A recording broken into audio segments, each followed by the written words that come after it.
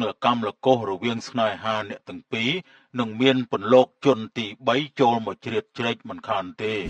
គួរតែប្រុងប្រយ័ត្នបំផុតជាពិសេសមនុស្សដែលនៅក្បែរខ្លួនកុំប្រហែសជាមួយឲ្យសោះបងលិខិតបងឯងកុំទៅស្ដាប់អីខ្ញុំមិនជឿរឿងទាំងអស់នេះទេ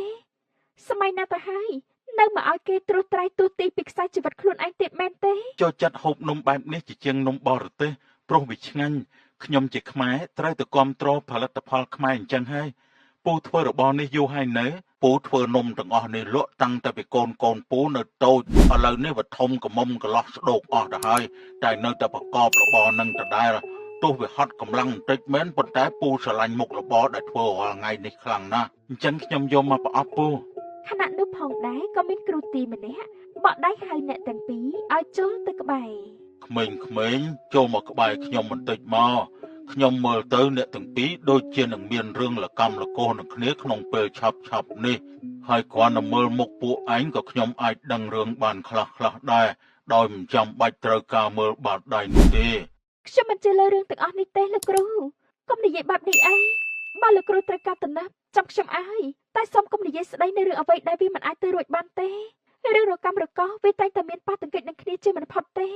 ខ្ញុំនិយាយតាមជាក់ស្ដែងនេះតែម្ដងរឿងលកម្មលកោសរវាងស្នេហាអ្នកទាំងពីរនឹងមានពន្លកជនទី3ចូលមកជ្រៀតជ្រែកមិនខានទេគួរតែប្រុងប្រយ័ត្នបំផុតជាពិសេសមនុស្សដែលនៅក្បែរខ្លួន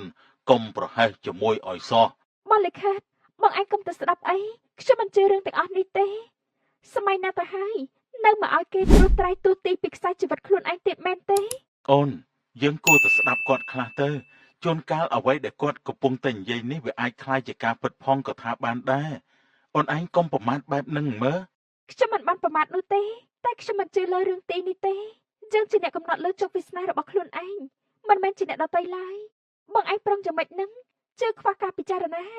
បើមិនជឿក៏មិនអីដែរខ្ញុំក៏មិនបានបង្ខំឲ្យឯងជឿទេតែកុំប្រមាថឲ្យសោះណាស្នេហាអ្នកទាំងពីរកំពុងតែមានមាចូលជ្រែកហើយអញ្ចឹងចាប់ពីពេលនេះតទៅត្រូវតែជឿចិត្តគ្នាទុកចិត្តគ្នាឲ្យបានច្រើនកុំឆាប់តិចសជឿសម្ដីរបស់អ្នកដទៃពេកយល់ទេក្មួយស្រីខ្ញុំដឹងថាត្រូវធ្វើបែបណាហើយលោកគ្រូកុំចេះតែទូទីពីជីវិតអ្នកដទៃពេកមកនិយាយនេះដោយបំភ័យចិត្តខ្ញុំឲ្យរង្គោះរង្គើហើយស្បៃនេះស្ដាប់គេផងទៅកុំច្រឡោតខឹងអីបានទេអូនឯងគួរតែរៀនបើកចិត្តឲ្យស្មើគ្នាកុំឲ្យផ្អៀងពេកបានអត់ខ្ញុំទៅផ្ទះមុនហើយពេលបងឯងរួចរាល់ឲ្យលោកគ្រូនេះត្រួតត្រារឿងអនាគតពេលណារួចចាំត្រឡប់ទៅវិញចុះនិយាយចប់នាងស្បៃក៏បានដើរចាក់ចេញទៅតែម្ដងខ្ញុំសុំទោសជំនួសគូតដានខ្ញុំផងនាងជាមនុស្សឆាប់ក្តៅណាស់ដូច្នេះហើយក៏ខ្ទើទៅបែបនេះលោកគ្រូនិយាយត្រូវស្នេហាខ្ញុំពេលនេះចាប់ផ្ដើមមានអ្នកចូលមករំខានហើយដូច្នេះឯងត្រូវតែប្រុងប្រយ័ត្នមែនទែនចំពោះជននោះព្រោះគេមានបំណងមិនល្អមកលើគូស្នេហ៍អ្នកទាំងពីរហើយបានអរគុណហើយអញ្ចឹងលោកគ្រូនាពេលប្រលប់នៅចំការស្បៃរឿងផ្កាស្បៃរឿងត្រូវខ្ទេចខ្ទីពាក់កណ្ដាលចំការតែម្ដងមិនក៏វាខ្លាចទៅជាអញ្ចឹងតែអ្នកណាមកធ្វើដូច្នេះដល់ចំការរបស់ខ្ញុំកុំឲ្យដឹងមុខឲ្យសោះចាំជាហួសហេតុមែនការកំពុងតែលូតលាស់ស្អាតផងតែអ្នកណាដែលងាយដៃធ្វើអញ្ចឹងដាក់ចំការផ្កាបងថ្លៃរបស់ខ្ញុំទៅហើយក្តៅគុណហើយណាស៊ូនដែលជួយក្តៅចិត្តជំនួសបងបើតាមតន់កាត់ដៃយកតែម្ដងរាប់ឆ្នាំទៅហើយមិនដែលកើតមានរឿងអញ្ចឹងទេមិនក៏ថ្ងៃនេះវាបែកទៅជាអញ្ចឹងទៅវិញណោះពិតជាគួរឲ្យសង្ស័យដល់ហើយនេះ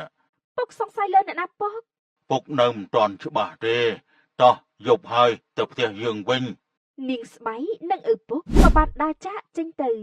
ខណៈនេះនៅតែនាងសួននិងនាងលិខិតប៉ុណ្ណោះវាជាស្នាដៃរបស់សួនតើមែនទេដែលធ្វើបំផ្លាញគូតដឹងរបស់បងឯងគិតផ្ដេសផ្ដាស់ពេកហើយខ្ញុំឯណាដែលអាចធ្វើដូច្នេះបានបងឯងកុំចេះតែម៉ៃខ្ញុំអាក្រក់ពេកបើមិនមែនជាសួនតើជានរណាគិតទៅលើអ្នកផ្សេងខ្លះផងទៅកុំមកចាប់តែខ្ញុំពេកបើសួនហ៊ានតែបំផ្លាញគូតដឹងរបស់បងទៀតសួននឹងដឹងគ្នាជាមួយបងហើយចុះបងឯងគិតចង់ធ្វើស្អីមកលើខ្ញុំគិតថាខ្ញុំខ្លាចតើមែនទេ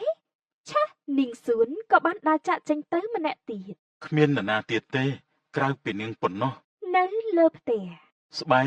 អូនឯងនៅតែខឹងបងពីរឿងដែលលោកគ្រូនោះនិយាយទៀតមែនអត់មិនបាត់ខឹងទេ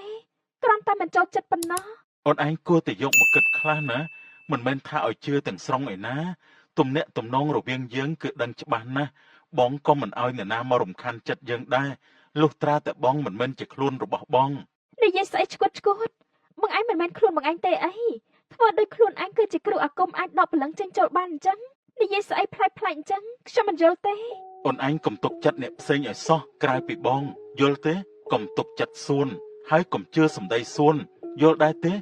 នាងគ្មានបំណងល្អជាមួយនឹងពួកយើងទេ កាត់ឈួតស្អី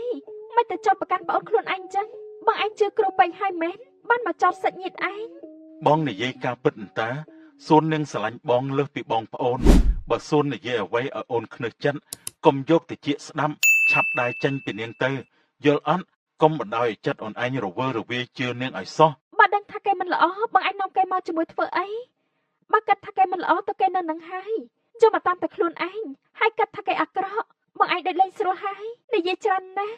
ខ្ញុំធុញខ្ញុំទៅដេកហើយ បងនិយាយពិតមែនតើស្បៃមិនក៏ត្រូវដើរគេចពីបងអញ្ចឹងទៀតហើយហេតុអីក៏មិនជឿសម្ដីបងអញ្ចឹង នាថ្ងៃបន្ទាប់នាងសួនក៏បានដើរមកស្និទ្ធស្នាលជាមួយនាងលិខិតដែលកំពុងតែជំរះស្មៅមុខផ្ទះ ហើយយ៉ាងម៉េចនឹងសួនបានជាមកធ្វើដូច្នេះចុះបើស្បៃឃើញគិតយ៉ាងម៉េចទៅវិញថយចេញឲ្យឆ្ងាយពីបងបានទេ ថយទៅណាបើខ្ញុំចង់ចូលមកស្និទ្ធជាមួយបងឯងហើយនឹង តែវាមិនល្អនោះទេយល់អត់បងមិនចូលចិត្ត អញ្ចឹងឡើងទៅលើផ្ទះវិញក៏បានដែរនាងសួនក៏បានចាកចេញទៅ កាត់ស្អីចេះក្មេងម្នាក់នេះ នាថ្ងៃរសៀលនាងសួនក៏បានមកជួបនឹងបុរសម្នាក់ដែលរស់នៅក្នុងភូមិនេះមានចូលរបស់ដែលខ្ញុំត្រូវការមកអត់ យកមកអន្តាស្រីស្អាត ក៏មកហៅខ្ញុំអញ្ចឹងខ្ញុំមិនចូលចិត្តទេបិទកញ្ចប់មាត់ឯងភ្លាមទៅ ហេតុអីក៏ចាំបាច់ធ្វើដល់ថ្នាក់ហ្នឹងនៅចង់ដាក់ស្នេហ៍គេទៀតឯសម័យនេះទៅហើយស្រីស្អាត កុំចេះក្បាលបាល់ខ្ញុំទេខ្ញុំដាក់ស្នេហ៍អ្នកណាក៏ស្រេចតែខ្ញុំណែកុំមួនស្នេហ៍ហ្នឹងគេប្រើយ៉ាងម៉េច លៀបលើមុខទៅហើយពេលជួបបរិសម្នាក់នោះចាំញញឹមញញែមសូត្របាលីស្នេហ៍ចង់ចិត្តគេផងតែនាងស្រស់ណាស់ណាឲ្យ